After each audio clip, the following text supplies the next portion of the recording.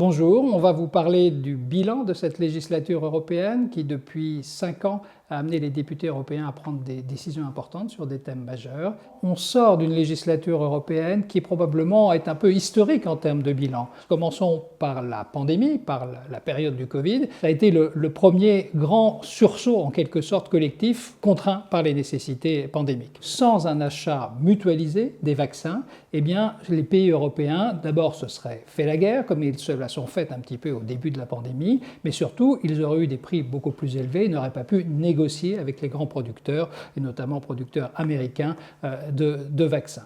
Deuxième sujet qui est très lié en quelque sorte, la question s'est posée, comment, après la pandémie, sortir de la pandémie en finançant et en ne faisant pas plonger les pays les plus fragiles? Eh bien, le Rubicon a été franchi, si j'ose dire, puisqu'en 2020, les Européens se sont mis d'accord pour faire un grand plan de 750 milliards d'euros de financement, avec à la fois des subventions et des prêts, mais surtout, et ça c'est une nouveauté absolue de cette législature, le fait d'emprunter ensemble, donc de s'engager ensemble comme risque financier pour les prochaines années. Ça, c'est un choix effectivement tout à fait nouveau. Le grand événement géopolitique de cette législature, c'est effectivement l'agression russe de l'Ukraine en février 2022. La présidente de la Commission européenne, Ursula von der Leyen, avait dit qu'elle voulait que son mandat soit celui d'une Europe géopolitique. Eh bien, on peut dire qu'elle a été servie, puisque effectivement, le retour de la guerre sur le sol européen et d'une menace directe et d'une guerre multiforme, mais notamment aussi conventionnelle, vient de créer un électrochoc dans toute l'Union européenne,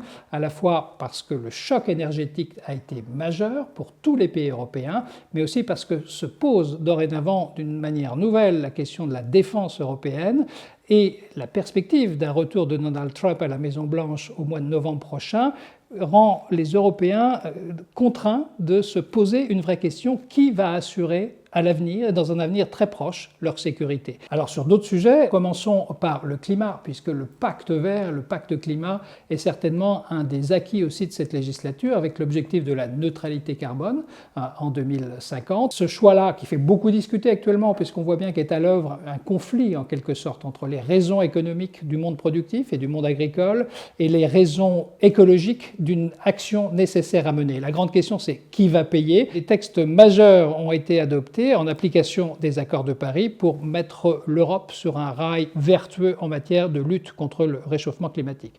Autre thème très important qui est dans la poche de tous les citoyens européens, la question du numérique. Nous avons été les premiers à réguler, c'est-à-dire à tenter de contenir à la fois les positions dominantes des acteurs du web et surtout de lutter contre les dérives du harcèlement aux pratiques criminelles qui peuvent avoir lieu sur le web. On pourra en citer d'autres moins vertueux, comme la question migratoire. Il y a des désaccords profonds entre pays membres de l'Union européenne sur les questions migratoires. Donc le pacte asile et migration, où l'Europe essaye à la fois de réguler les flux migratoires, mais en même temps de fermer, comme une Europe forteresse, de contrôler ses frontières. On voit que ce pacte asile et migration n'a pas été une réussite de cette législature. Ces enjeux-là sont incontournables et considérables. Et c'est, je crois, ce qui devrait guider les électeurs, en fonction de leurs propres opinions politiques, dans le choix de leurs candidats aux prochaines élections du 9 juin.